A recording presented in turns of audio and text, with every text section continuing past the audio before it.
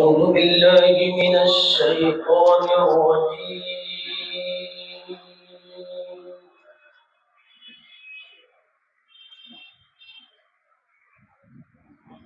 بسم الله الرحمن الرحيم.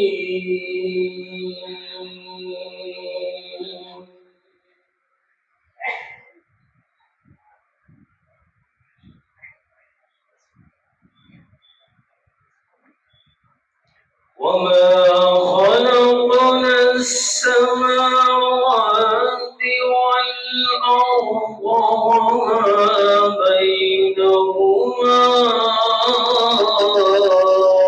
إلا بالحق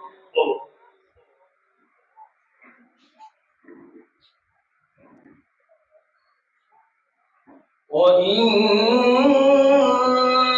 الساعة لآتية فاصفح الصفح الجميل.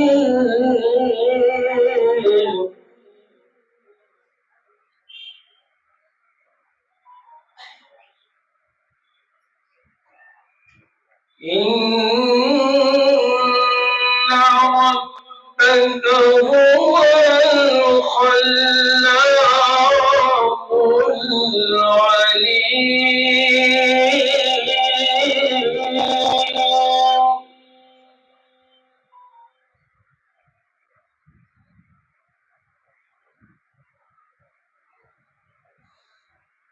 وما خلقنا السماوات والأرض وما بينهما إلا بالحق وإن الساعة لآتية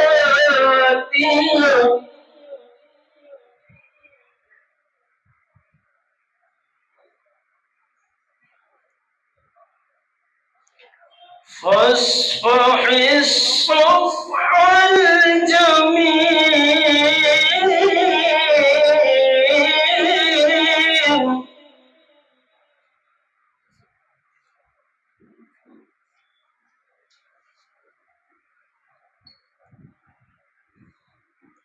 إن ربك هو الخلاق العليم ولقد آتيناك سبعا من المثاني والقرآن العظيم.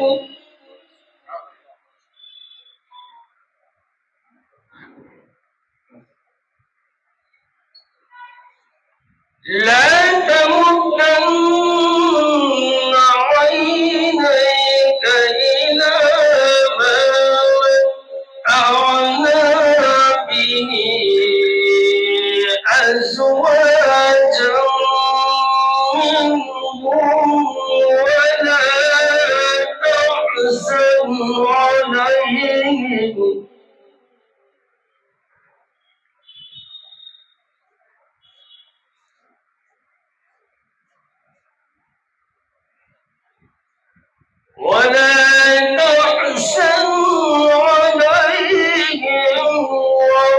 واخفض جناحك للمؤمنين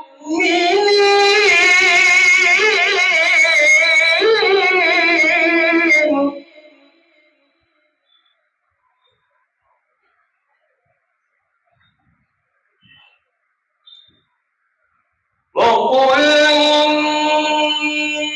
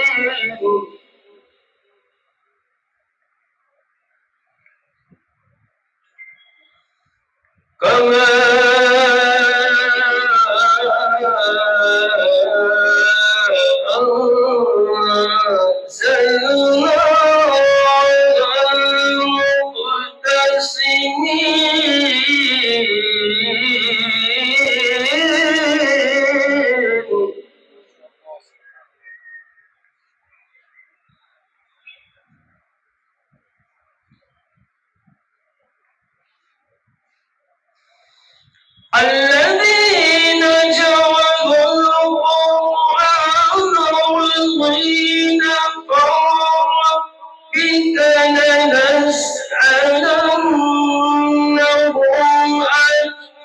أجمعين وما كانوا يعملون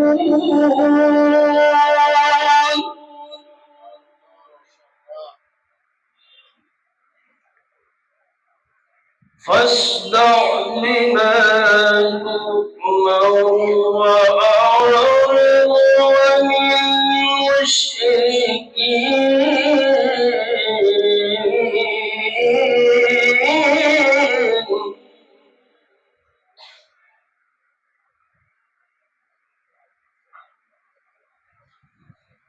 إنا كفيناك المستهزئين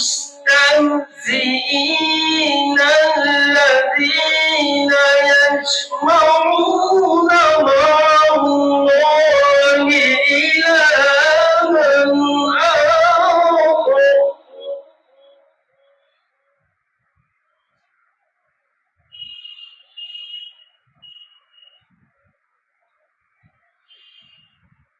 الذين يجمعون مع الله إلها آخر فسوف يعلمون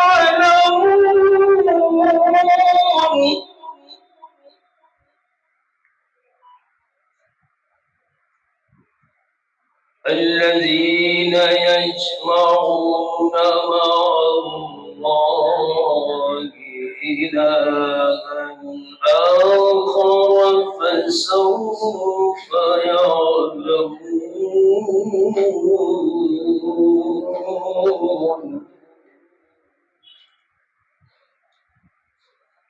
الذين يجمعون مع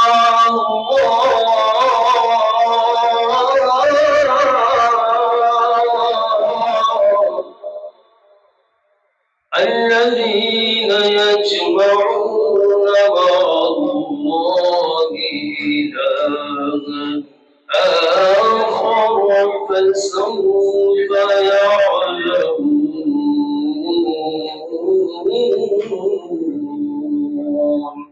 صدق الله العظيم जो आज की मीटिंग चल रही है उसमें हम और आप हाजिरी के सादत हासिल कर रहे हैं। इसमें हिंदुस्तान के ऑल इंडिया उलमा बोर्ड के बड़े बड़े जिम्मेदारान जो मिंबरे नूर पर खिताब तशरीफ फरमा है, मिंबर पर तशरीफ फरमा है, डाइस पर बैठे हैं। थोड़ी देर बाद उनकी कार्रवाई शुरू होगी। मुझे हुक्म हुआ है बारगाह रिसालत में इराजी अक़ीदत पेश करने के लिए, क्योंकि ईद मिलाद का मुबारक मौसम चल रहा है। सारी दुनिया में आमद मुस्तफ़ा की विलादत के मौके पर, यौम पैदाइश के मौके पर, उनके बर्थडे के मौके पर लोग खुशियां मनाने की तैयारी कर रहे हैं। आइए उसी सिलसिले में हम इब्तिदा करें आज की इस मीटिंग की। मैं बारगाह रिसालत में इराजी अक़ीदत पेश करने की सादत हासिल करता हूँ। सल्लल्लाहु अलैहि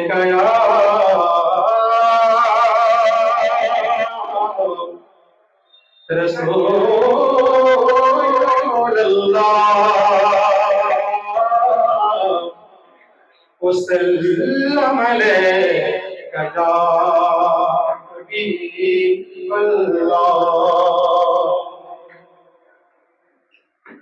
नसीब चमके हैं फर्शियों के, नसीब चमके हैं फर्शियों के अर्श के चांद आ रहे हैं।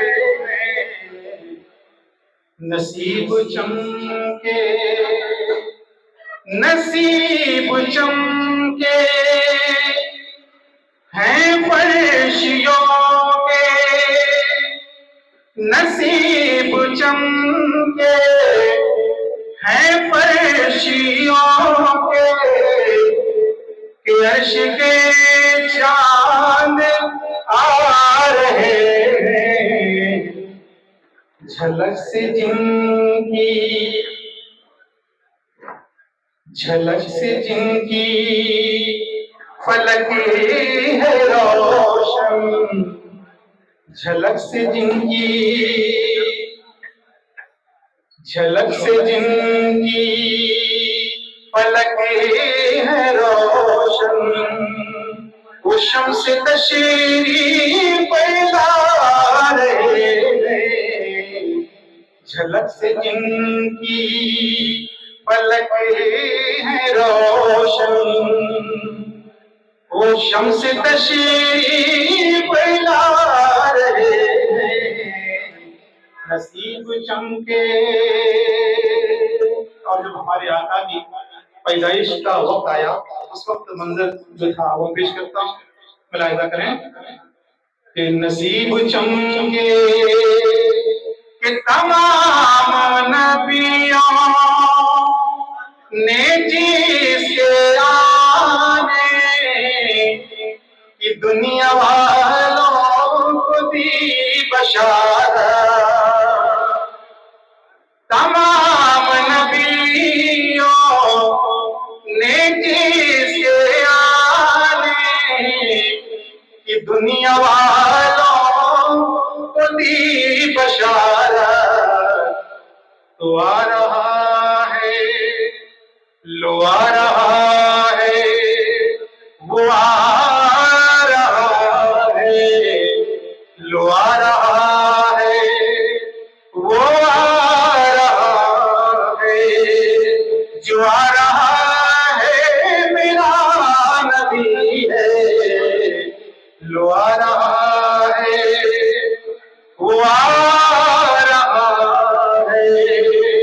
और जो आ रहा है मेरा नबी है। नसीब चमके और जमाने भर का ये कायदा है कि सजावट तो सारी दुनिया में चल रही है, वो क्यों ना चले, उसके पीछे वजह है।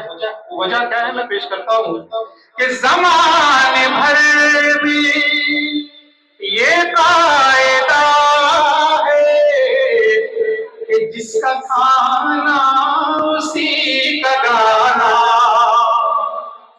ज़माने भर का ये कायदा है कि जिसका खाना उसी का गाना। तो नेमतें जिसकी खा रहे हैं, हम नेमतें जिसकी खा रहे हैं, उसी के हम गीत गा रहे हैं। जो नेमतें जिसी हम नेमतें जिसी की खा रहे हैं, उसी के हम गीत गा रहे हैं। फलक से जिनकी, झलक से जिनकी फलक है रोशन, वो शम्स तशरीफ ला रहे हैं। और निसार तेरी चहल पहल पर, निसार तेरी चहल पहल पर, हजारों ईद रबीउल अव्वल।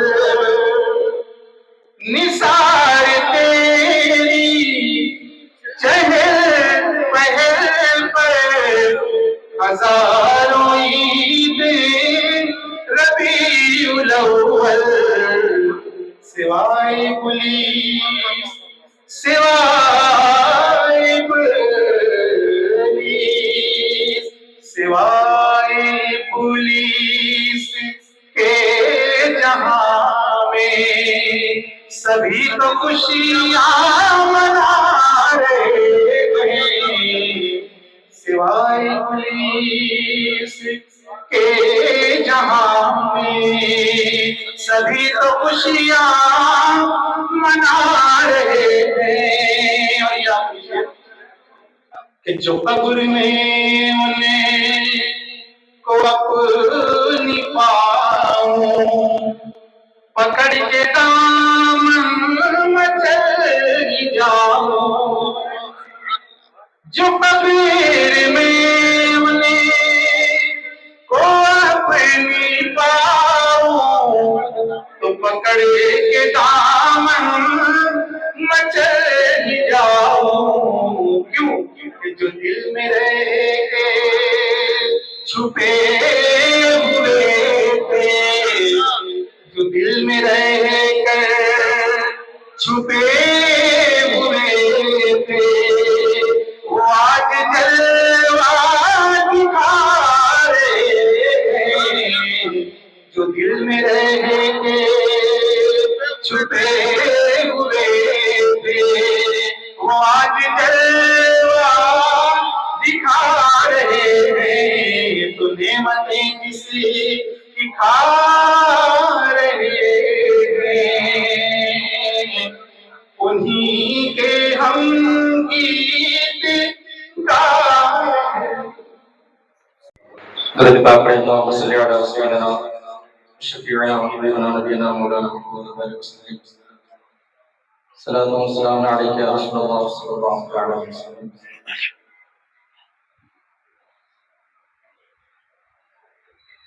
लहद रुख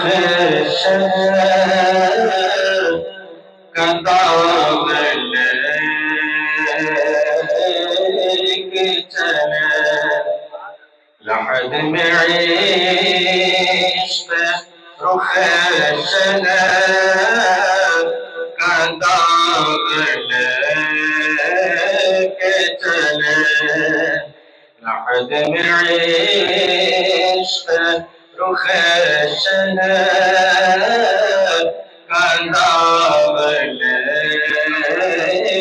के चले, लहद में इश्क रुख कदावल के चले, लहद में इश्क रुख कदावल के चले, अंधेरी रात सुनी थी चरावल के चले, अंधेरी रात सुनी थी चरावल के चले, तेरे गुलाम का नक्श कदम हैरान खुदा, तेरे गुलाम का नक्श कदम हैरान खुदा, वो क्या बहक सके जो ये सुरावल के चले, वो क्या बहक सके जो ये सुरावल के चले, लहद में इश्क रुख कदावल के चले। मक्ता समाप्त करें। रज़ा किसी सगे तैबा के पाँव भी चूमे, रज़ा किसी सगे तैबा के पाँव भी चूमे, तुम और कितना दमाग लेके चले तुम्हारे आगे कितना दमाग लेके चले लहद में इश्क़ रुखे शरे कताब लेके चले।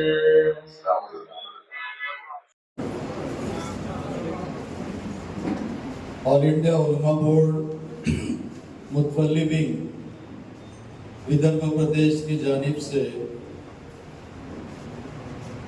यहाँ बुनियादी मुद्दों पर चर्चा करने के लिए, आपसे संवाद करने के लिए आयोजित इस समारोह में विशेष रूप से उपस्थित आली जनाब मोहतरम अल्लामा मुनाई हस्नी साहब, मोहतरम शेख फैजल मुजावर साहब, आली जनाब हाजी अब्दुल हसन ताजी खातमी साहब, आली जनाब कुतुब जफर साहब, आली जनाब मेरे अजीज दोस्त शब्बीर अहमद विद्रोही साहब, आली जनाब मुस्तक मंसूरी साहब, मेरे मित्र आदरणीय अनिल अहिरकर साहब, जिन्होंने एक फंक्शन को आगाज किया है, वे आली जनाब हाजी सोहेल पटेल अशरफी साहब, मेरी बहन एडवोकेट फातिमा पठान जी, यहाँ पर उपस्थित सभी दानिश्वर उलेमाए दीन और साथियों, अस्सलाम वालेकुम। मुझे आज एक अच्छी बात यहाँ देखने को मिली कि इस मुतवल्ली विंग के तहत आज हम नशा मुक्ति के बारे में और संविधान पर अपनी बात कर रखने के लिए यहाँ मौजूद है और उसे सुनना भी चाहते हैं। नशा तो ऐसी चीज है कि जो किसी एक बात को नशा नहीं कहा जाता। हमारे जैसे विधायक भी होते हैं जो कभी नशे में चूर हो जाते हैं, तो जिन्होंने उनको चूर कर दिया उनको बाद में तवज्जो भी नहीं देते हैं। वो भी एक नशा ही है।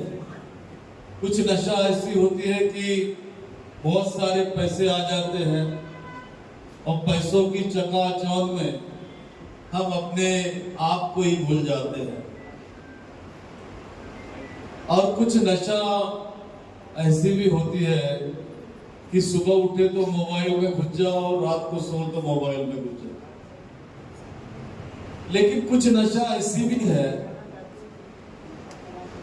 कि जिसे ड्रग कहा जाता है, जिससे दुष्परिणाम होता है शरीर पर, इंसान नहीं रहता। तो सच अगर देखा जाए तो नशा मुक्ति करना है तो हमें इंसान बनना सीखना होगा। हमारे कुरान पाक में इसके बारे में काफी आयतें दी गई है, मसले बताए गए हैं और किस प्रकार से हम इस बात को दुरुस्त कर सकते हैं उसके बारे में भी जानकारी दी। हालांकि आज जब मुल्क के सियासी हालात में हमारे अक़लियतों की पहचान, वक्त की जायदाद और हमारे बुनियादी हकों पर कई सवाल खड़े किए जा रहे हैं, तब हमें सिर्फ जज्बात से नहीं बल्कि हिकमत और संविधान की ताकत से जवाब देना होगा। किसी ने बहुत खूब कहा है, कि हमसे मत पूछिए तारीख हमारे खून की, हमसे मत पूछिए तारीख हमारे खून की, जर्रे जर्रे पर वतन के हमारा नाम लिखा है। शबीर भाईजान बैठे हैं यहाँ पे, वो तकरीर करते वक्त बहुत कुछ बोल जाते हैं, तो मुझे भी लगा थोड़ा सा अपन तड़का लगा दे, तो ये थोड़ा तड़का था। लेकिन मुझे एक अच्छी बात अभी अभी ध्यान में आई है कि जब कॉकरोच अपने घरों से निकले तो एक ऐसा भी इंसान जो बच्चों के बुनियादी सवालात को लेकर खड़ा हुआ और खड़ा होने के पश्चात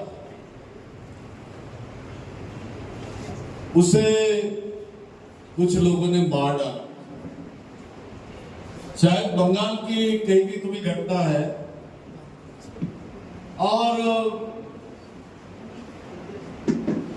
उनकी हत्या होने के बाद जब उनके बच्चे को, बेटे को पूछा गया कि आप क्या क्या चाहते हो, तो उस बच्चे ने जवाब दिया कि मेरे अब्बा हुजूर के नाम पे केवल एक स्कूल बना। तो ये सब तमाम बातें हमें समझने की जरूरत है। ऐसा नहीं कि हमारे बच्चे समझते नहीं, इंजीनियर, डॉक्टर, IAS, IPS बन जाते हैं और बाद में हमें लगता है कि ये कुछ अपने जो हालात है उस पर बात नहीं करते, हमारे मसलों पर ध्यान नहीं देते। ऐसा कुछ नहीं है। आजकल का नौजवान, आजकल का युवा हमसे कई गुना आगे चला गया है। छोटे बच्चे अगर घर के देखोगे, 6-7 साल के बच्चे इतने सवाल पूछ लेते हैं आपको। कई बार तो ऐसा है कि मोबाइल में अगर कुछ नई चीज ढूंढनी होगी आपको, और आपको अगर उसको पता आती नहीं है, तो बच्चे को पूछ लो, 1 मिनट में आपका काम कर देता है। तो दोस्तों, मैं बात कर रहा था संविधान की। कुरान पाक ने 1400 साल पहले अदल यानी इंसाफ, अमानत की हिफाजत और इंसानियत की बराबरी का जो पैगाम दिया था, वही रूह हमारे परम पूज्य डॉक्टर बाबा साहब आम्बेडकर के बनाए भारतीय संविधान के प्रियम्बल में बसती है। संविधान का आर्टिकल 25, 26 और 29 हमें अपनी पहचान, तालीम और अवाक की हिफाजत का पूरा हक देता है। संविधान से हमारी वफादारी किसी सियासी रहन की मोहताज नहीं है, वह हमारा पैदाइशी और आईनी हक है। आज हमारा सबसे बड़ा इम्तिहान यही है कि हम अपने 14 से 16 साल के नौजवान को भटकने के बजाय, जब नशा और जुल्म हमारी नस्लों को खोखला करेगा, तो हम वक्त और जमीनों की लड़ाई किससे लड़ेंगे। हमें अपने बच्चों के हाथ में कलम और दिल में संविधान की रोशनी देनी होगी। मैं आपको बता दूं कि इस देश के हालात जब इस प्रकार से बिगड़ गए, 2024 में जो चुनाव हुआ वो संविधान की बातों को लेकर हुआ, हमारे हक को लेकर हुआ, लेकिन आज हालात बदले नहीं हैं। आज भी हमारे जन्म पत्री जो होती है, बर्थ सर्टिफिकेट, उससे आपको इंडियन सिटीजन नहीं कहा जाता। तो पूछा जाता है कि एसआर में आपका नाम है क्या? एसआर में अगर आपका नाम होगा तो आप भारतीय हो, वरना नहीं हो। एक मसला हुआ ना अभी पासपोर्ट को लेकर, जबकि पासपोर्ट के कानून में ही इंडियन सिटीजन लिखा रहता है वहां पे। तो ये तमाम बातें, और फिर जब देश का लोकसभा का सांसद और अपोजिशन पार्टी के लीडर को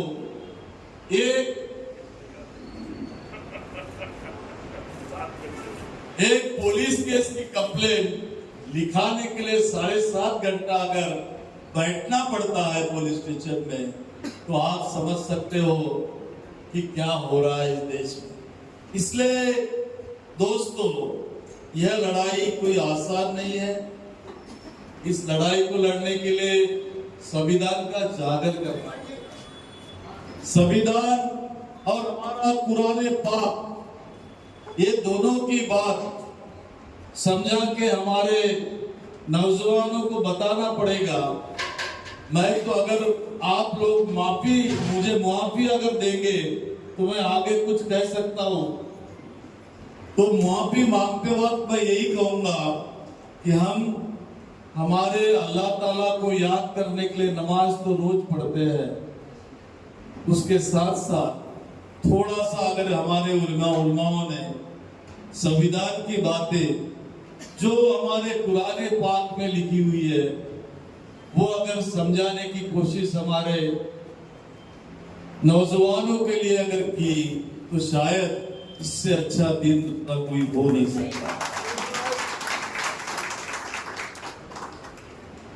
आज भाषा की भी लड़ाई चल रही। ये कहा जा रहा कि आपको ऑटो रिक्शा चलाना है, टैक्सी चलानी है, तो आपको मराठी आना चाहिए। अरे भाई, आपके मराठी को स्वीकार किया इसलिए तो रोजगार यहां कर रहे हैं। और मराठी अगर बंबई वाले कहते हैं कि मराठी में बोलो, तो नागपुर में तो हिंदी ज्यादा चलती फिर, क्योंकि हम मध्य प्रदेश से तुम्हारे महाराष्ट्र में शरीक हुए हैं। तो फिर, और हिंदी है हमारी राष्ट्रभाषा है, आप उसको कैसे इनकार कर सकते हो?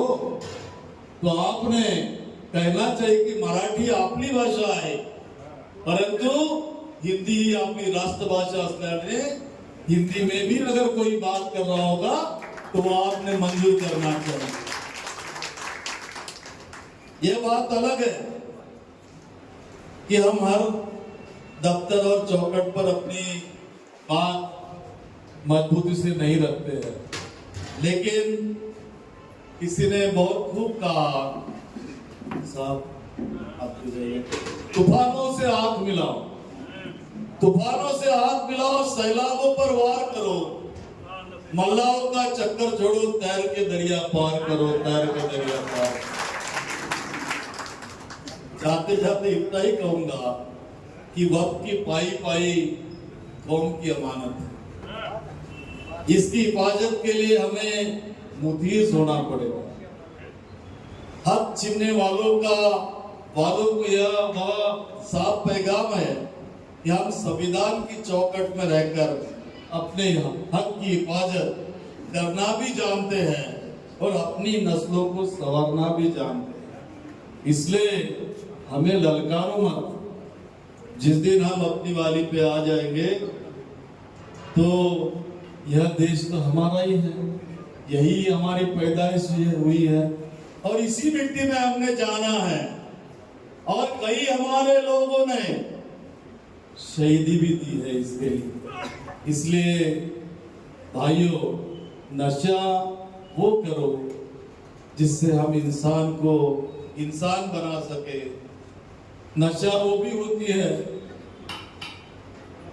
कि जो दुश्मनी में भी तब्दील होती है, लेकिन दुश्मनी को बाजू में रखकर अगर हम मोहब्बत का पैगाम जो हमारे नेता श्री राहुल गांधी ने आगाज किया है, जो पैगाम कई सालों पहले, वर्षों पहले हमारे कुरान पाक ने इस जमी को दिया है, वही पैगाम लेकर अगर हम जाए तो मैं समझता हूँ कि हमारी जिंदगी अच्छी समझ सकती है। आप सब ने मुझे यहाँ बुलाया, मेरा सम्मान किया, उसके आप सबको खास करके हाजी सोहेल साहब का बहुत बहुत शुक्रिया अदा करता हूँ। आपसे इजाजत चाहता हूँ। अल्लाह हाफिज। एड बैठे अस्सलाम वालेकुम आप सबको। बहुत ही बेहतरीन प्रोग्राम में आज मुझे बोलने का मौका मिल रहा है इस मंच से, क्योंकि मेरे ऑफिस में, हमारे पार्टी ऑफिस में मैडम आए थे फातिमा मैम और हमारे हाजी सोहेल पटेल साहब, और जिस तरीके से इन्होंने बात को रखा मुझे रहा नहीं गया, मतलब मैं ज़रूर आऊँगा और ज़रूर यहाँ पे पहुँचा तो आनंद आया। अभी भी राउत साहब ने जो अपना स्पीच दिया बहुत ही बेहतरीन स्पीच है। और आप जो काम कर रहे हैं वो सही काम और देश के विकास के लिए काम कर रहे हैं। आपने जो नारा एक रखा है बहुत अच्छा लगा मुझे, मेरा संविधान मेरी शान। संविधान ने हम सबको एक जैसा बना के रखा, कोई ऊंचा छोटा बड़ा कोई नहीं, सबको समान अधिकार है इस देश के अंदर में। गरीब से गरीब आदमी को भी पावर दिया है एक वोट का, वैसे अरबोपति खरबोपति भी होगा उनको भी एक ही मत का अधिकार दिया है। तो इसका सही माने में उपयोग हमने करना चाहिए। और आपने नशा मुक्ति का जो अभियान दिया है काबिल तारीफ है फातिमा। और आप लोग महिलाओं टीम सब सामने आके सब ये जब करती है ना तो बहुत बड़ी बात है। मैं तो ये चाहूँगा कि इन लोगों की ताली आप बजाए लेडीज के लिए, क्योंकि आपने जो इनिशिएटिव लिया और हमारे शरीफ साहब ऐसे ही प्रोग्राम आप ऑर्गेनाइज करते रहे और छोटे छोटे एरिया में लोगों को लगेगा कि यहाँ पे अपने को इन्वॉल्व होना चाहिए। क्योंकि नशे का काम देख रहे हैं दिन ब दिन बढ़ते जा रहा है। हमारे सीपी साहब ने बीच में काफ़ी ज़बरदस्त इसके विरोध में काम किया था, फिर भी ये कम नहीं हो रहा है। क्यों कम नहीं हो रहा है इसको सोचने की ज़रूरत है। जहाँ से प्रोडक्शन होता है, जहाँ से बनता है, उन्हीं के हाथ काटने चाहिए। क्योंकि यहाँ आने के बाद में जो बिल्कुल बेरोजगार रहते कम रहते उनको कुछ ना कुछ दो पैसे कमाने तो उसके अंदर इन्वॉल्व हो जाते हैं पॉवर्टी लाइन के नीचे होने की वजह से। लेकिन जिनके हाथ वहाँ तक है ऊपर तक के, उनके हाथों को निकालना काटना कम करना ये बहुत ज़रूरी है। मैं ये सब जहाँ बैठे हुए तो बताना चाहता हूँ क्योंकि छोटों को पकड़ के उसका हल नहीं निकलने वाला। कई बार हम देखते हैं कि भाई गलत चीज़ें हमारे आसपास आ गई तो इसमें कहाँ से आई ये देखना बहुत जरूरी है। जहाँ से ये आती है उसी पर अटैक करना चाहिए ऐसा मुझे लगता है। और बहुत ज़्यादा भाषण नहीं दूंगा क्योंकि अभी राउत साहब ने पूरा समाचार ले लिया है और विद्रोही साहब बैठे हुए उनकी बात जब शुरू हो जाती है तो फिर तो आदमी हिलता भी नहीं जगह से। और आपको आनंद आएगा, मज़ा आएगा। इतने अच्छे वातावरण में हम यहाँ पे आए, आप लोगों ने बुलाया, सम्मान किया। आप सबको मैं बहुत बहुत शुक्रिया करता हूँ, धन्यवाद देता हूँ। तो मुझे भी कहीं जाना है, इजाज़त। बहुत बहुत शुक्रिया सर। इसके बाद जैसा कि आप लोग शब्बीर इस कार्यक्रम में जिसमें संविधान मेरी जान, नशा मुक्त आंदोलन, हमारे मुतवल्ली वीक की बात, उलमाए दीन की बात, ये तमाम चीज़ों के दायरे में हमें अपनी बात कहनी है। मैं नाम न लेते हुए मंच पर बैठे हुए हमारे मुअज्जिज़ शख्सियत, हाजिरीन जलसा, भाई और बहन, ये खामोशी कहीं तुझको कुछ दिल न बना दे। ये खामोशी कहीं तुमको कुछ दिल न बना दे। वक्त मिले तो मुंह खोला कीजिए, गुलामी और चापलूसी की जंजीर तोड़कर कौम के भी हक में कुछ बोला कीजिए। दोस्तों, अभी हमारे बीच में हमने भी तय किया था, देखिए हम नशा मुक्त कराना चाहते हैं तो नशा के सौदागरों को भी नहीं बुलाना चाहिए। ये चीज को ध्यान में रखिए। ये मैं नहीं कह रहा हूँ, मेरे नबी अकरम सल्लल्लाहु अलैहि वसल्लम के पास एक बुढ़िया अपने लड़के को लेकर गई और सिर्फ इतने कहने के लिए कि या रसूलल्लाह ये ज्यादा गुड़ खाता है। रसूल ने कहा दूसरे दिन आना। फिर बुढ़िया जब लेकर गई तो रसूल अकरम ने कह दिया गुड़ मत खाना। तो बूढ़ी औरत ने कहा या रसूलल्लाह यही कहना था तो उसी दिन क्यों नहीं कह दिए। रसूल ने कहा मैं उस दिन खुद गुड़ खाए हुआ था तो कैसे मना कर सकता। देखें, सबसे बड़ी बात नशा क्या है। नशा दो तरह के, एक नशा जो सुबह को शाम को चढ़े तो सुबह उतर जाती है और एक नशा जो चढ़ जाए तो उतरती ही नहीं। वो नशा क्या है? जिस नशा को हमारे नबी ने आपको मालूम है क्या कहा है? सारे नशा को हराम कहा है, चाहे वो उतरने वाली हो या चढ़ करके सर पर बैठने वाली हो, तकब्बुर का नशा हो। ख्याल कीजिएगा नशा क्या क्या है। नशा जिंदगी ही खराब नहीं करती है। देखें, इस पर एक शेर याद आया कि तुम बुलंदी से गिरोगे तो बिखर जाओगे, तुम बुलंदी से गिरोगे तो बिखर जाओगे। हम जमीन पर बैठे हैं, हमारा क्या है? जमीन पर बैठने का मकसद क्या है? मकसद यह है कि आप अपने आप को खाकसार समझें कि हम मिट्टी से बनाए गए हैं और इसी मिट्टी में दफनाए जाएंगे। आप समझ लीजिए कि मेरे साथ केवल मेरा इखलाक जाएगा, मेरे साथ वही चीज जाएगी जो मेरे अल्लाह को कबूल होगा। और अगर हम बुराई करके जाएंगे, क्योंकि शैतान को भी तो अल्लाह ने ताकत दिया है इंसान को बहकाने के लिए, जन्नत और जहन्नम दोनों बने हैं। तो इस चीज को सोचिए, दोनों का पेट भरना है, लेकिन अपनी जिंदगी को जहन्नम बना दे, उसी का नाम नशा है। जो आपकी जिंदगी को जहन्नम बना दे, उसका नाम नशा है। अब आप सोचिए, अभी हमारे भाई बोल कर गए, सभी गए, मैं एक चीज सिर्फ आपसे कहना चाहूँ। शाम को जब आप अकेले में बैठे तो खुद अपने से सवाल करें कि आज दिन भर में मैंने कितनी गलतियां की है, या हमसे गलती हो गई है, या हमने किसी की भलाई की है। अगर इसका हिसाब जिस दिन आप करने लगेंगे, अपने आप बुराई से दूर हो जाएंगे, अपने आप बुराई से दूर हो जाएंगे। मीर अमीर खुसरू ने एक बात लिखा, कुतुब भाई जानते हैं क्या लिखा? लोग उसमें घबरा गए। अमीर खुसरू ने लिखा, खुसरू नदियां प्रेम की जिसकी उल्टी धार, और जो उतरा सो डूब गया, जो डूबा सो पार। ये अमीर खुसरू का है। अब पूछा गया कि बताइए, जो पार हो गया उसको आप डूबा कहते हैं, और जो डूब गया वो पार।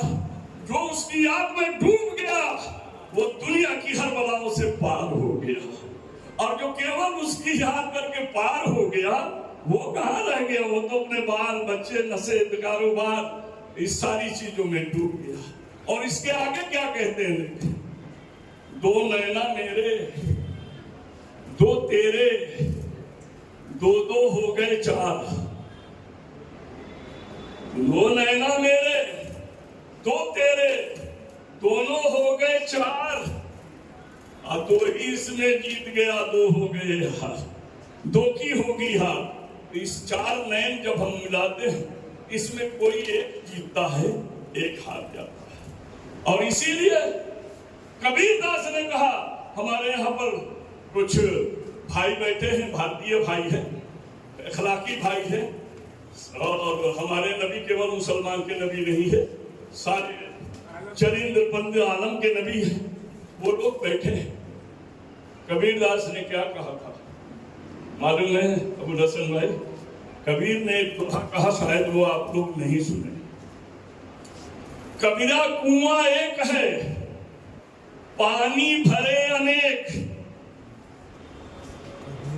कबीरा कुआं एक है, पानी भरे अनेक।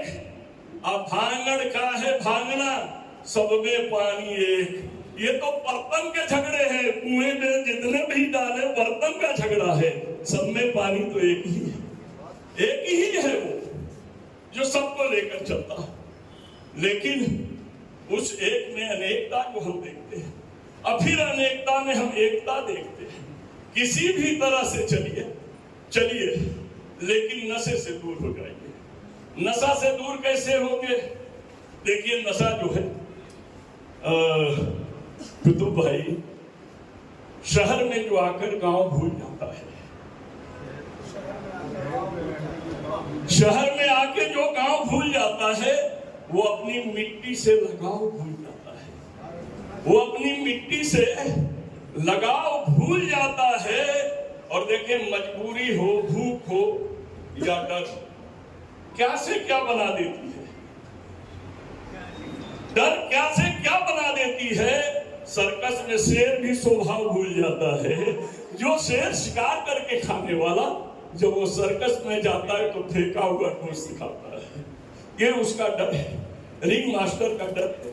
और वही डर जब शेर को फेंका हुआ गोश्त खाने के लिए मजबूर कर सकता है, तो अल्लाह का डर अगर हमारे सीने में आ जाए तो हराम चीजों को खाने का कहाँ हुक्म देगा?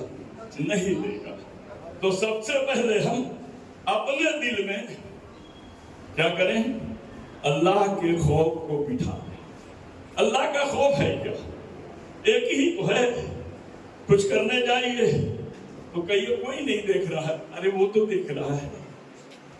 कुछ भी करने जाइए, चोरी करने आप जा रहे हैं, कोई नहीं देख रहा है, अरे वो तो देख रहा है।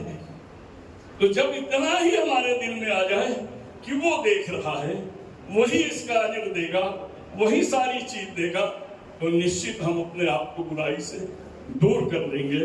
मेरे से एक दिन बात आई कुतुब भाई, एक आदमी ने कहा शबीर भाई आपको मैं बहुत सुनना चाहता हूं। तो मैंने कहा देख भाई, मेरा ध्यान दीजिए, मेरा दारो मदार है अय्यारी मक्कारी पर। ख्याल कीजिए, मेरा दारो मदार है अय्यारी मक्कारी पर। मुझसे यारी करना है तो अपने जिम्मेवारी पर, मुझसे यारी करना है तो अपने जिम्मेवारी पर। आगे देखे, सबको है जन्नत की तमन्ना लेकिन मरने को तैयार नहीं। सबको है जन्नत की तमन्ना, मरने को तैयार नहीं। दीन सब धर्म सब धोखा है, नजर है दुनियादारी पर। हम क्या कर रहे हैं, क्या सोच रहे हैं, कैसे चल रहे हैं? देखिए, मैं सिर्फ आपसे कहूंगा कि आप अपने घर में अपने बच्चों को नशा से रोकिए। आज मोबाइल का नशा ऐसा है कि माँ बाप की बात भी बच्चे नहीं सुन रहे हैं, और ये नशा भविष्य को तबाह कर रहा है। ये नशा इंसानियत को गिरा रहा है। इस नशे में ऐसी ऐसी गंदी चीजें आ रही हैं कि जिसको देखकर इंसान बिगड़ता जा रहा है। हमें सुधार करना है। तो मैं इसी बात को, क्योंकि और भी लोग हैं, हाल भी 4 बजे तक के लिए मिला है, इस वजह से मैं ये बात कह करके बात को खत्म कर दूंगा। हमारे यहाँ कुरान ने कहा इन्नमल आमाल बिन्नियात, अमल का दारोमदार नीयत से है। लेकिन नीयत के साथ अमल भी जरूरी है ना। आप नमाज की नीयत बांध के आप चल रहे हैं तो नमाज हो जाएगी क्या? नमाज पढ़नी पड़ेगी। तो हम इस पर कहते हैं, अक्सर कहते हैं कि बेअमल दिल हो तो जज्बात से क्या होता है? बेअमल दिल हो जज्बात से क्या होता है? धरती बंजर हो तो बरसात से क्या होता है? धरती बंजर हो तो बरसात से क्या होता है? अम्ल लाजिम है तामील तमन्ना के लिए, वरना रंगीन ख्यालात से क्या होता है? अपने अमल से पत्थर भी पिघल सकता है, जर्रा मेहताब भी अनवर में बदल सकता है। अपने को बेबस व मजलूम समझने वालों, आदमी चाहे तो तकदीर बदल सकता है। आप ये कौम की तकदीर को बदलिए, तस्वीर को बदलिए, ईमानदारी के रास्ते पर आइए, खुद बुराइयों को छोड़िए और दूसरे से बुराई छोड़ने का हुक्म दीजिए। यही नहीं, सब चीज में ये देखिए कि अल्लाह हमारा जब हम पर मुसीबत आए तो ये ना सोचे कि हम पर मुसीबत अल्लाह ने क्यों दे दिया। ये सोचे कि अल्लाह ने मुसीबत देकर हमारा इम्तिहान दे रहा है। बच्चे का इम्तिहान नहीं किया जाता है। ये सोचे कि अल्लाह ने मुसीबत देकर सब्र का इम्तिहान दिया है। ये सोचे कि अल्लाह ने रास्ते में ठोकरें देकर देखकर चलने के लिए हमारी आंखें जो दी है, इसके इस्तेमाल के लिए दिया है। तो हमें सोचना चाहिए कि जो कुछ भी है उसका इस्तेमाल कायदे से हो, और जो नहीं है उसके लिए दुआ करें। और दुआ हम यही करें, कभी भी आप सोचिएगा, दुआ में कुछ भी बनने की बात ना करिए। कलेक्टर हो जाए, इंजीनियर हो जाए, डॉक्टर हो जाए, मास्टर हो जाए, क्या हो जाए, जरूर ये कीजिए कि अल्लाह हम इंसान है, इंसान तो हो जाए। और इसीलिए एक शायर ने कहा है, सभी कुछ हो रहा है इस तरक्की के जमाने में, मगर क्या गजब की आदमी इंसान ही होता। बसीर कदर साहब का ये शेर है, वो इस तरह से कहते हैं। और हमें इंसान होना है। एक दूसरे के दर्द को अपना दर्द समझना है। अगर पड़ोस में बिल्ली मर जाए तो बदबू अपने घर भी आएगी, इसलिए पड़ोसी में भी बुराई हो तो उसे दूर करना है। भूखा है तो उसे खाना देना है। जो हमारे नबी ने रास्ता बताया है, सच में अगर हम उस पर 4 आना भी चलने लगेंगे तो दुनिया की नजर में भी उठ जाएंगे और दुनिया से बुराई भी दूर कर देंगे। इन्हीं लफ्जों के साथ मैं अपने बात को विराम देता हूँ। जय हिंद। परसों मेरे पास हाजी साहब और फातिमा मैडम और कुछ लोग आए थे और उन्होंने बुलाया, बताया कि ऐसा ऐसा एक प्रोग्राम है, नशा मुक्ति के बारे में अपने लोगों को थोड़ी बातें बताए। बहुत सारे वरिष्ठ नागरिक ज्ञानी लोग यहाँ स्टेज पे मौजूद है। मैं उनसे बहुत छोटा हूँ, फिर भी एज ए पुलिस ऑफिसर समाज में क्या चल रहा है और अपने को क्या प्रिकॉशंस लेना चाहिए उसके बारे में कुछ बातें आपसे मैं करूँगा। साहब जैसे शेरो शायरी मुझे तो आती नहीं, लेकिन मैं जो कानून की बातें हैं या सोशल बातें हैं वो आपके पास रखने की कोशिश करूँगा। मेरा वैसे तो बोलने का लैंग्वेज मराठी है, हिंदी उतना जमता नहीं, लेकिन हिंदी में कोशिश करता हूँ, कुछ लफ्ज इधर उधर हो जाए तो थोड़ा समझ लें। सबसे बात ये इम्पोर्टेंट है कि ये जो नशा है, यानी कि ड्रग्स का नशा है, गांजा का नशा है, इसका प्रसार जो है यंग जनरेशन में बहुत ज़्यादा हो रहा है।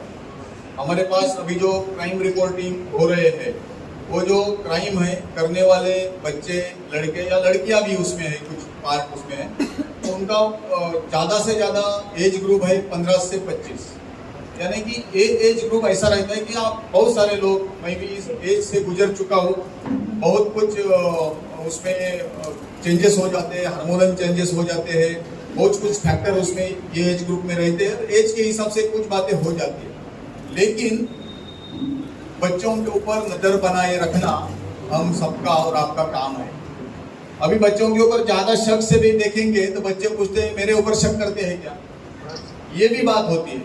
लेकिन फिर भी नजर कैसे बनाए रखना है, क्योंकि जो नशा की आदत बच्चों को लगती है वो दोस्तों की वजह से लगती है। दोस्त ये उम्र में, टीन एज में, 14, 15, 16 और उसके आगे के स्टेज में दोस्त हर एक के लाइफ में बहुत अहम हिस्सा होता है। बच्चों को ये लगता है मेरे माँ बाप को कुछ नहीं समझता, मेरे टीचर्स को कुछ नहीं समझता, मेरे दोस्त को बहुत ज़्यादा मालूम है, दोस्त को नॉलेज है, दोस्त मेरा इंपॉर्टेंट है, मैं दोस्त की सुनूंगी। दोस्त भी क्या होते, उतने एक्सपीरियंस होते नहीं है, वो भी बच्चे ही होते हैं। फिर भी जो नशा का हैबिट लगता है वो दोस्तों से लगता है। तो अपने जो बच्चे हैं घर में, उनके दोस्त कौन है वो अपने को मालूम है। वो किसके साथ घूमता है, किसके साथ जाता है, किसके साथ रहता है, किसके साथ फोन पे बात करता है, ये दोस्त आपको मालूम होना चाहिए। उनके कॉन्टैक्ट नंबर अपने पास होना चाहिए, पेरेंट्स के पास होना चाहिए। दोस्तों के पेरेंट्स कौन है, एटलीस्ट इतना तो अपने को मालूम होना चाहिए। बच्चे को 100 दोस्त नहीं होते, बच्चों के 4, 5, 6, 10 इतने ही दोस्त होते हैं। आजू बाजू में रहने वाले होते हैं, ट्यूशन क्लास में जाने वाले होते हैं, स्कूल कॉलेज वाले होते हैं, या कहीं पेइंग गेस्ट करके वो रह रहे पढ़ाई के लिए तो उधर हो जाते हैं।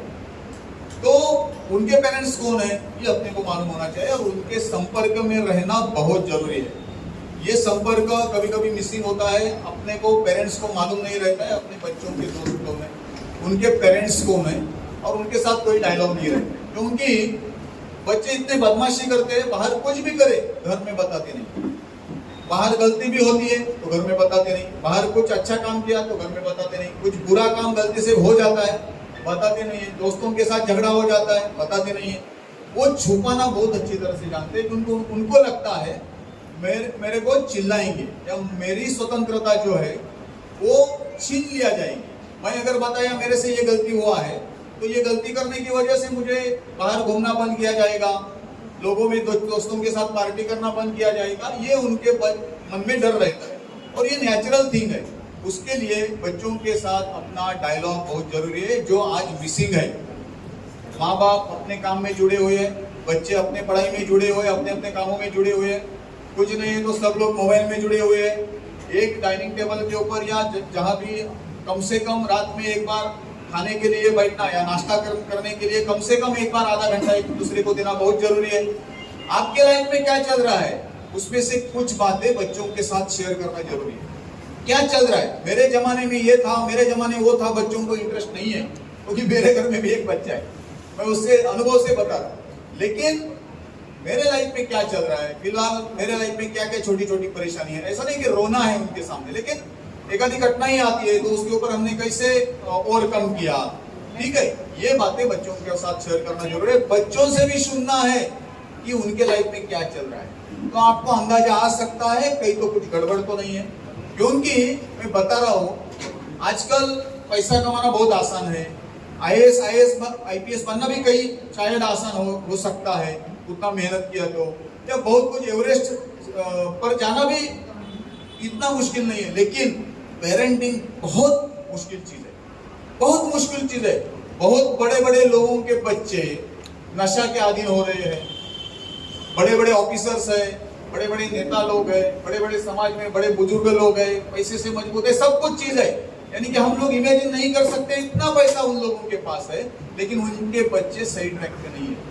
तो क्या मतलब है सब पैसा कमाना, मेरा नाम है, मैं ये हूँ, मैं वो हूँ, मैं इंस्पेक्टर हूँ या ये हूँ, अगर मेरा बच्चा सही ट्रैक पे नहीं है, अगर वो बिगड़ जाता है तो कोई मतलब नहीं। मैं अगर सक्सेस होता है, आप अगर सक्सेस है आपके लाइफ में, तो आपके पेरेंट्स की वजह से, या आपका सक्सेस नहीं है, आपका परसेंटेज उसमें 10-20% है, लेकिन आपके पेरेंट्स ने जो आपके ऊपर संस्कार दिए हैं, जो बातें बताई, जो आपको सिखलाई दी, उसकी वजह से आप, मैं, ये सब लोग इधर हम बैठे खड़े हैं।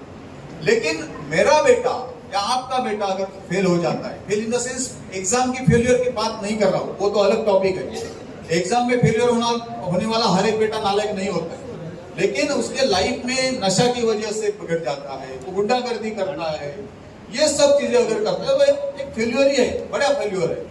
हम लोग अच्छे समाज से जी रहे हैं, अच्छे पोजीशन पे है, और बच्चा ऐसा कर रहा है तो हमारा फेलियर है, बच्चे का फेलियर नहीं है। हम बच्चे को दोष देते हैं, लेकिन उसके ऊपर नजर बनाए रखना, उसके साथ डायलॉग करना, उसके क्या एक्टिविटीज है उसके ऊपर थोड़ा सा नजर बना के रखना, ये अपना काम है, वो डे टू डे आपको करना है। ये जो एज ग्रुप है उसमें से कुछ मैच्योरिटी कम होती है, इसलिए उनके हाथ से क्राइम हो जाते हैं।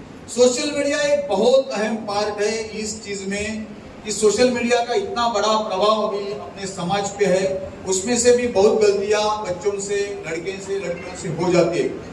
ये इंस्टाग्राम बहुत पॉपुलर है, और कुछ कुछ ऐप्स है जो जिसकी वजह से लोग चैटिंग करते हैं। बच्चों को सबसे पहले ये बताओ कि भाई अननोन पर्सन के साथ चैटिंग नहीं करना है। कोई भी अननोन पर्सन है जिसको तुमने कभी लाइफ में देखा नहीं, जिसको कभी सुना नहीं, जिसके पास कभी गए नहीं, उसके साथ बच्चे अगर चैटिंग कर रहे हैं, लड़की हो, लड़के हो, तो फंस जाएंगे। क्योंकि सामने वाला कौन है, खुद का प्रोफाइल क्या बता रहा है और खुद क्या है, ये अपने को पता नहीं रहता। ये बात आपने भी ध्यान रखना है। बहुत सारे बड़े बुजुर्ग लोग भी कभी कभी चैटिंग के माहौल में फंस जाते हैं। तो ये भी एक नशा है। नशा का बेसिक वजह क्या है मालूम है? उसके पीछे एक साइकोलॉजी है। वो साइकोलॉजी है, सबसे पहले मैंने बताया, कोई भी एडिक्शन, नशा जो है वो दोस्तों से होती है। तो पहला डोज जो है वो मुफ्त मिलता है, मुफ्त में मिलता है।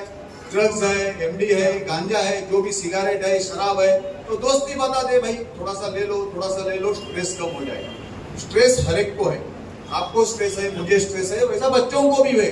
वो जानना चाहिए कि बच्चों को भी पढ़ाई का होगा, सोशल होगा, जो भी होगा उसको भी स्ट्रेस रहता है।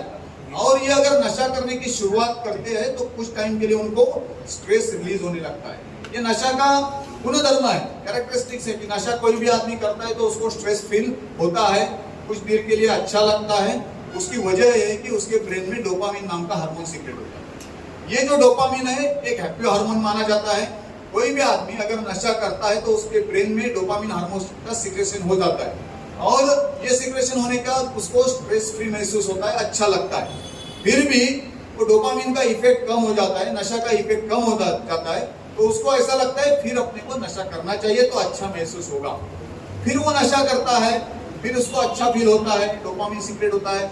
फिर कुछ देर बाद नशा का इफेक्ट खत्म हो जाता है, उसको अस्वस्थ हो जाना लगता है, बेचैन होने लगता है, उसके बाद में फिर वो नशा करता है। तो ये साइकिल में बच्चे फंस जाते हैं। उनको ये सिखाना जरूरी है कि स्ट्रेस अगर होता है तो उसको मैनेज कैसे करना है। स्ट्रेस मैनेज करना बहुत जरूरी है।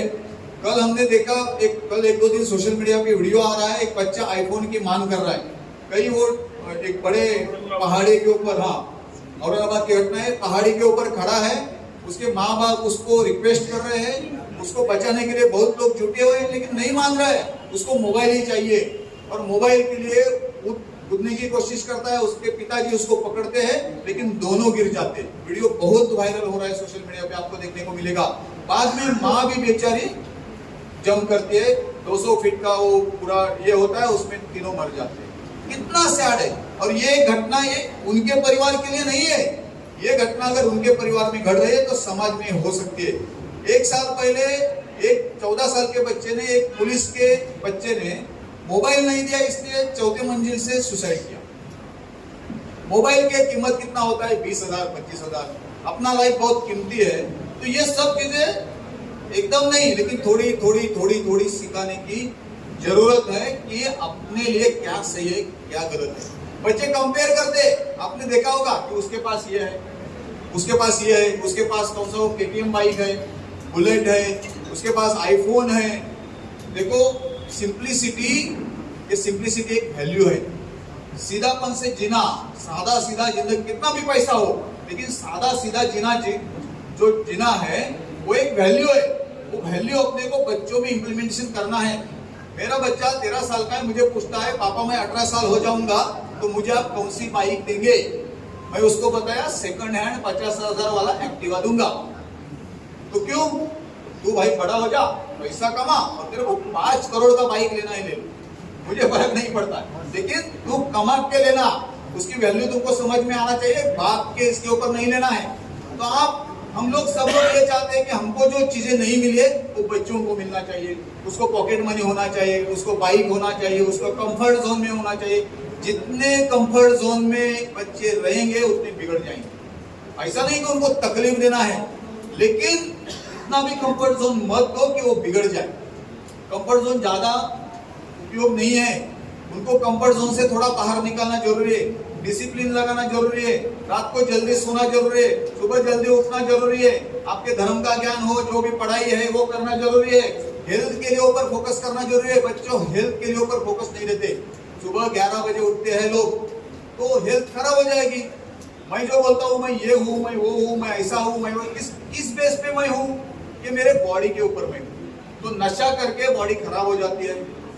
ये जो गलत तरीके से खाना पीना सोने की चीजें है, इसकी वजह से बॉडी खराब हो जाती है। तो ये सिखलाई अपने को देना है, भाई बॉडी को कैसे ठीक ठाक रखना है। बॉडी अगर खराब हो जाए फिर भी पैसा है, कोई मतलब नहीं है।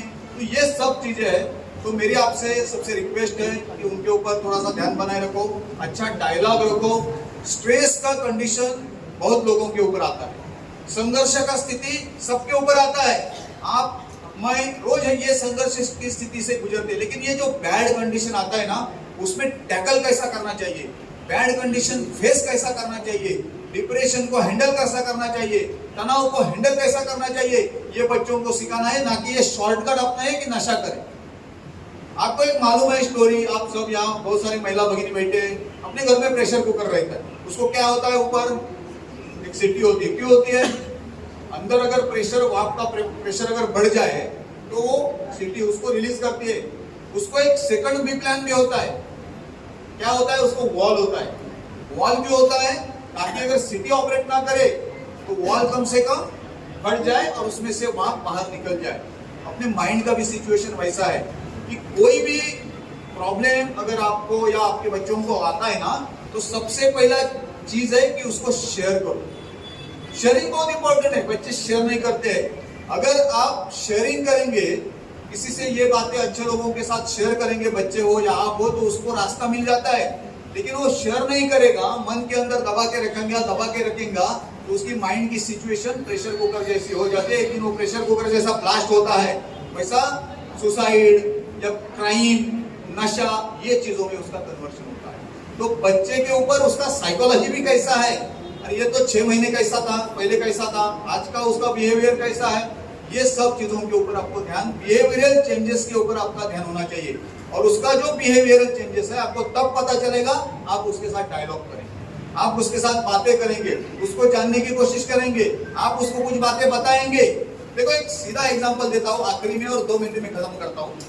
मैं हूँ, मुझे कुछ चीज करना है, मैं गलत चीज कर रहा हूँ, मुझे मेरे ये सब परिवार के लोग हैं मुझे समझा रहे कि भाई ये गलत चीज नहीं कर रहा हूँ, करना है।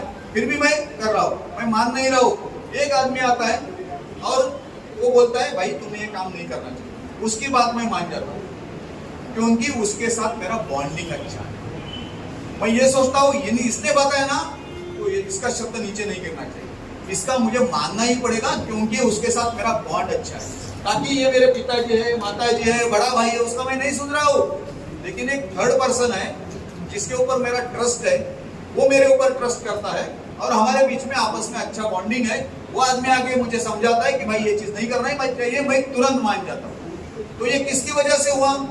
आपके साथ हर एक के बारे में ये चीजें होती है। 4 लोग बताते हैं नहीं करना है, 5वां को ये समझाता है तो मान जाता है।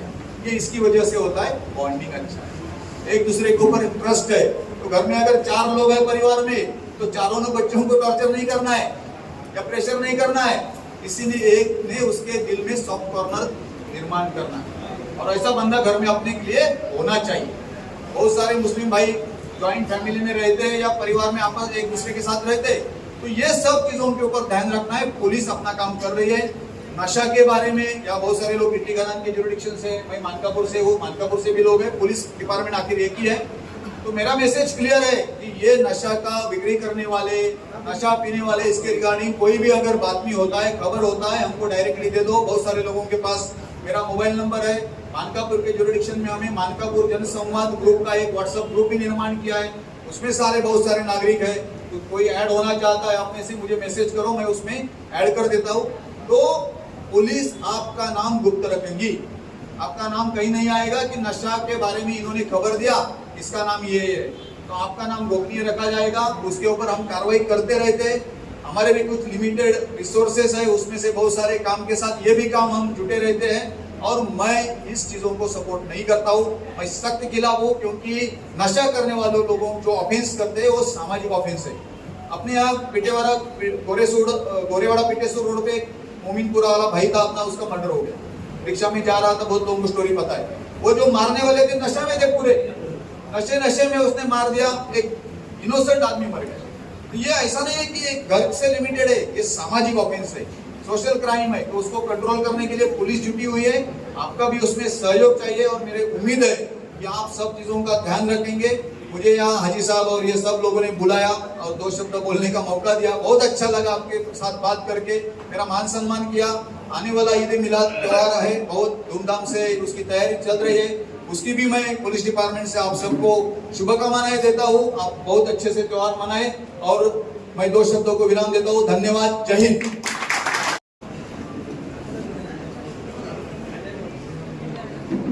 आज ऑल इंडिया उलमा बोर्ड मुतवल्ली विंग तर्फे एक कार्यक्रम आयोजित करण्यात आलेला होता। यामध्ये ऐतिहासिक नागपूर शहरातील नामवंत व्यक्ती यांची विशेष उपस्थिती होती। त्यांच्यासोबत सगळं पत्रकार बंधू आणि भगिनींनो, त्याचप्रमाणे इथे जमलेल्या माझ्या सर्व मित्रमंडळ यांना सर्वप्रथम माझ्यातर्फे अस्सलाम वालेकुम रहमतुल्लाहि व बरकातुहू, जय हिंद, जय हिंद, जय महाराष्ट्र। आज सगळ्यात तज्ञ व्यक्तींनी आपापले विचार आपल्या समोर मांडलेले आहेत। माझा अल्प परिचय मी देत आहो आपल्याला। माझं नाव शेख फैसल मोहम्मद इकबाल, मुतवल्ली बीबी का मकबरा, औरंगाबाद, महाराष्ट्र। विशेष बाब म्हणजे इतके मोठमोठे मान्यवर व्यक्तींनी आपले ते विचार मांडलेले होते।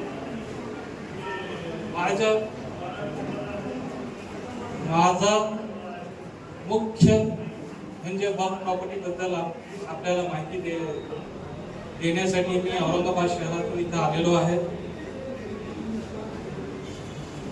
सर्वप्रथम सर्व जे जाणकार है, एडवोकेट आहे, IPS ऑफिसर्स आहे, राजकीय मंडळी आहे, विशेष बाब म्हणजे वक्फ म्हणजे काय याची माहिती कुणाला। दुसरा, वक्फ बोर्डचे कार्यालय आहे ते औरंगाबाद मध्ये, ते महाराष्ट्राचं डायरेक्टर ऑफिस आहे.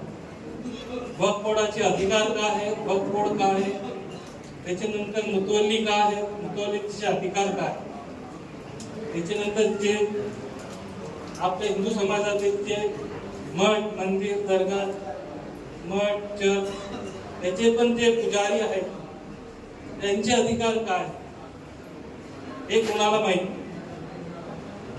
वक्फ म्हणजे वक्फचे वेगवेगळे इनाम आहेत. सर्वप्रथम वक्फची सुरुवात आमच्या सर्वांचे हुजूर नबी पाक करीम सल्लल्लाहु अलैहि वसल्लम यांनी मागे 1400 वर्षापूर्वी सुरुवात केली. वक्फ हुजूर नबी पाक यांनी 600 खजुरांची झाडांची हे वक्फ केले. त्याच्यानंतर सुरुवात झाली. त्याच्यानंतर उमर बिन खत्ताब रझियल्लाहु ताला यांनी आपले मौल्यवान धन मौल्यवान वस्तू हे गोरगरिबांसाठी वक्फ.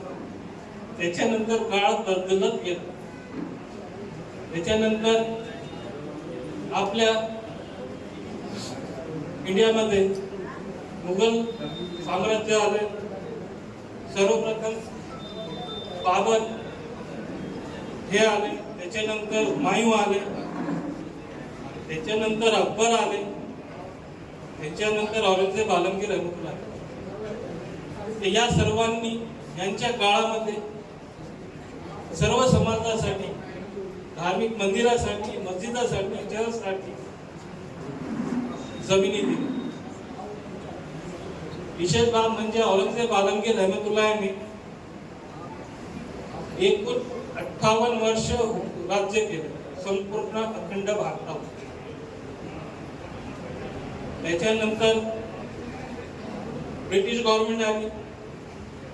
तो पहिला कायदा बनला वक्फ याच्यावर 1903 मध्ये. ब्रिटिश गव्हर्नमेंट यांनी 1.5 पानाचा एक ऍक्ट बनवला. त्याच्यानंतर वक्फ कायद्याची सुरुवात झाली. त्यानंतर आपली जी बाबरी मस्जिद होती ती शहीद करण्यात आली. त्यानंतर काँग्रेसच्या काळामध्ये 1995 चा ऍक्ट आला. त्यानंतर अमेंडमेंट 2013 आला आणि आता आला उम्मीद पोर्टल. विशेष बाब म्हणजे एकदा जी जमीन दान केलेली आहे ती परत घेता येत नाही. चाहे मंदिर असो मस्जिद असो मठ असो किंवा दर्गा असो, याचे नियम दिलेले आहे. आणि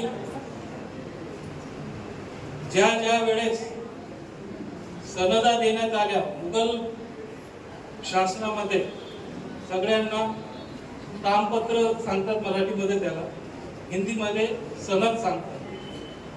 ते सनदा देण्यात आलेली आहे आणि त्यांना वैश्य परंपरे म्हणून मुतवल्ली हे त्याचा कारभार चालवतो. असे सनद आहेत, परंतु ते सनद आज कुठे आहे आपल्या महाराष्ट्रामध्ये? सगळं अभिलेखामधून सगळं गायब करण्यात आलेले आहे.